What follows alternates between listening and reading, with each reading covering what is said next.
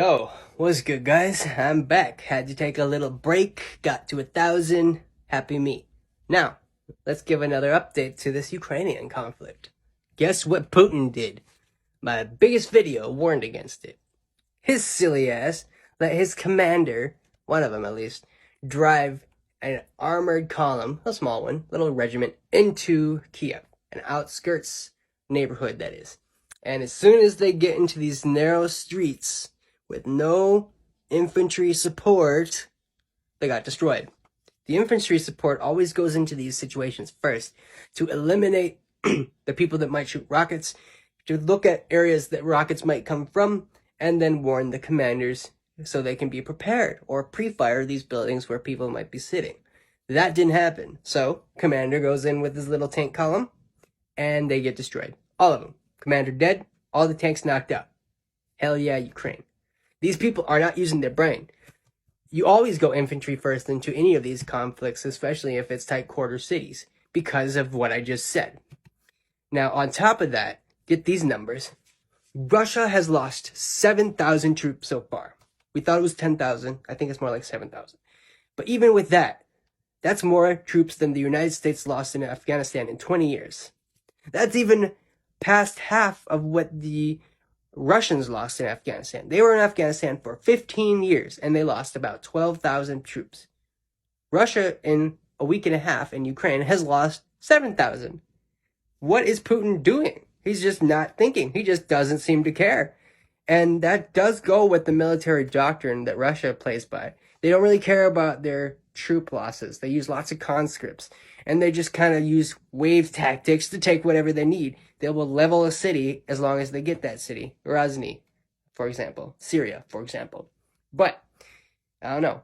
I think Putin hasn't completely leveled Kiev because of what NATO might do in return. It's just not a good look for him, obviously. However, he is willing to do indiscriminate bombing, so he is killing tons of civilians.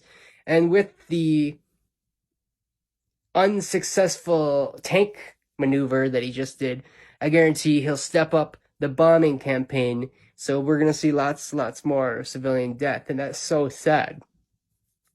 I really don't think Putin can keep this up, though, because he's already lost 10% of his military, capabilities. All of his military, 10% of them knocked out, dead, gone. Won't be getting that back. And that's a lot for a week and a half. So I really don't think that he can keep this going. It's just not plausible. He's doing better in the south. He's taken Mariupol and a couple other cities down there. But the city of Odessa, the major port city, Ukraine's main access to the ocean, they are putting up sandbags. They are arming their civilians. They are ready to fight to the death. Hell yeah, hold strong, Ukraine. There is a giant, maybe not giant, but a pretty big Russian flotilla moving toward Odessa. There might be another military landing on a beach, something like D-Day. I highly doubt it, though. That's very expensive for troops. Look at D-Day, for example. But at the same time, Putin doesn't seem to care about casualties, so it could totally go that way.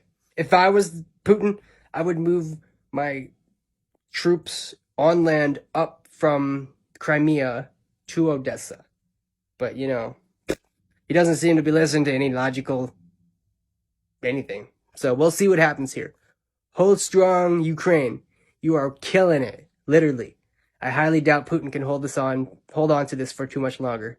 The sanctions are seriously having effects on normal civilians in Russia. If you were a gamer in Russia right now, PlayStation, Xbox, Steam, all those companies will not allow you to purchase anything if you live in Russia. So you're screwed. As well as IBM, AMD, and Intel. They're all pulled out of Russia too. So like I said, if you're a gamer and you live in Russia, you're screwed. Basically, if you live in Russia and you are anything that does with anything with the West, that has to do with anything from the West, you're screwed. The sanctions are strong, and they will only get worse. The western side of the world, the West, is pulling everything out of Russia. So Putin, how long can you hold on? I know my Ukrainian homies can kick your ass. Hold strong, Ukraine. This guy's not listening.